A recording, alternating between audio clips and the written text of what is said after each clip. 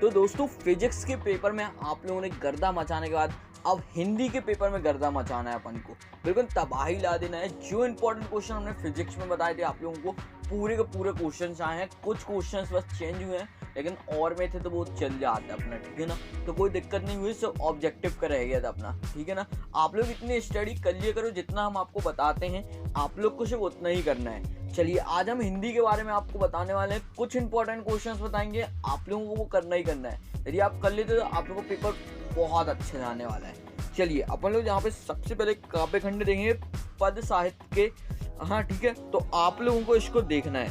चलिए सबसे पहले प्रश्न नंबर 1 की बात कर लेते हैं अपन, तो जहाँ पे सगुण निगुण धारा में अंतर स्पष्ट कीजिए, इसको करना है। इनकी आप स्क्रीनशॉट ले लीजिए, जब फिर आप लोग अपने टेलीग्राम चैनल को ज्वाइन कर लेना और आप अपनी वेबसाइट पे जाके विजिट कर लीजिएगा, वहाँ पे भी आप लोगों को इनकी पीडीएफ्स जो हैं वो उपलब्ध करा दी जाएंगी, ठीक है ना।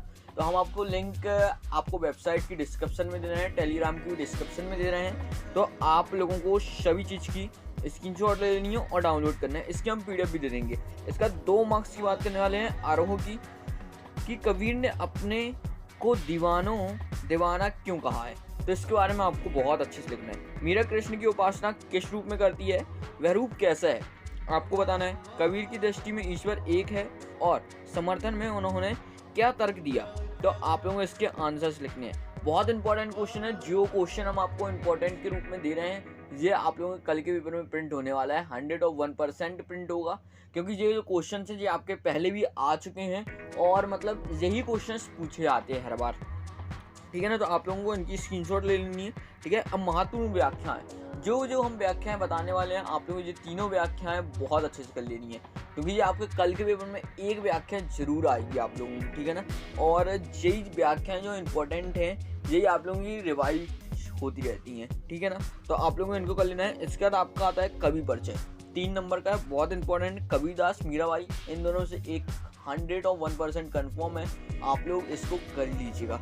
चलिए अब अपन लोग आगे बढ़ेंगे। गद्य साहित्य का भारतीय हिंदी की किन्हीं 2 विशेषताओं का उल्लेख कीजिए, तो आप लोगों को उसको करना है। निबंध किसे कहते हैं आप लोगों को बताना है, ठीक है। और इसके बाद आत्मकथा, रेखाचित्र, उपन्यास, नाटक, एकांकी, कहानी पे अंतर स्पष्ट करना है। ये मतलब नॉर्मल क्वेश्चन है, ये आपका भाई त्रैमासिक परीक्षा में पूछा जाएगा, हाफ ईयरली में पूछा जाएगा, फ्री बोर्ड में, बोर्ड में, सब में पूछा जाएगा। लेकिन आपको 11th में ही करना है और 12th में ही करना है। ये क्वेश्चन जो एकांकी हैं, कहानी है, रचनाएं हैं, ये चीज़ आपको 12th तक काम में आने वाली। तो एक बार आप याद कर लीजिए, इसी को फिर 12th में भी आप लोग ईजिली लिख सकते हैं, ठीक है ना। तो हम इसका एक प्रॉपर नोट्स दे देंगे आपको त्रैमासिक पेपर के बाद, तो आप लोग उससे अच्छे से यूज कर लीजिएगा इसको, ठीक है ना।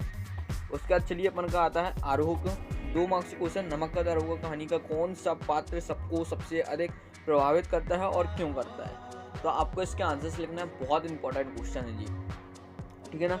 मियां नसीरुद्दीन के व्यक्तित्व की 2 विशेषताएं लिखिए। पंडित अलाउद्दीन की गाड़ियाँ कहाँ, क्यों और किसने रोकी थी, ठीक है ना। तो आपको इनके बारे में लिखना है। चलिए अब यहाँ पे बस आज के लिए हम इतने ही बताना चाहेंगे। जितने जो क्वेश्चंस हैं आप लोग इनको जरूर करिएगा। और चलिए यहाँ पे गद्यांश देख लीजिए, इसकी व्याख्याएं ये बहुत इंपॉर्टेंट होने वाली कि आप लोग गद्यांश को कैसे करते हैं, क्योंकि ये 3 नंबर आपके 4 नंबर आप लोगों के छोटे छोटे जो नंबर्स रहते हैं वो आप लोगों की मिस्टेक कर देती हैं। हम यहाँ पे एक अलग सेपरेट वीडियो बना देंगे जिसपे आप लोगों को व्याकरण के इंपॉर्टेंट क्वेश्चंस अलग बता देंगे, और जो आप लोगों को कुछ क्वेश्चंस छूट रहे हैं वो सब हम आपको अगली वीडियो में बता देंगे, ठीक है ना।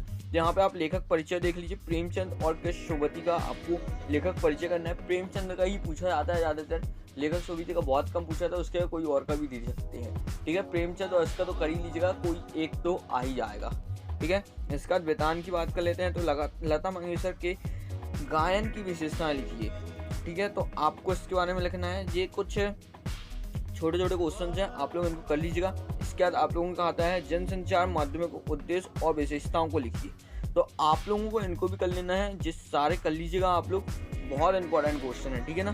तो इतना करने के बाद आप लोग को चैनल को सब्सक्राइब करना है और जो क्वेश्चन देना है आप लोग पूरा बहुत अच्छे से करिएगा, ठीक है ना। आपने अपने फ्रेंडों के साथ चैनल को शेयर नहीं किया है, चैनल को शेयर कर दीजिए और टेलीग्राम पे एक्टिव रहा करिए, जैसे कि आप लोगों को कोई नई अपडेट आए तो सबसे पहले आप तक पहुंच जाए, ठीक है।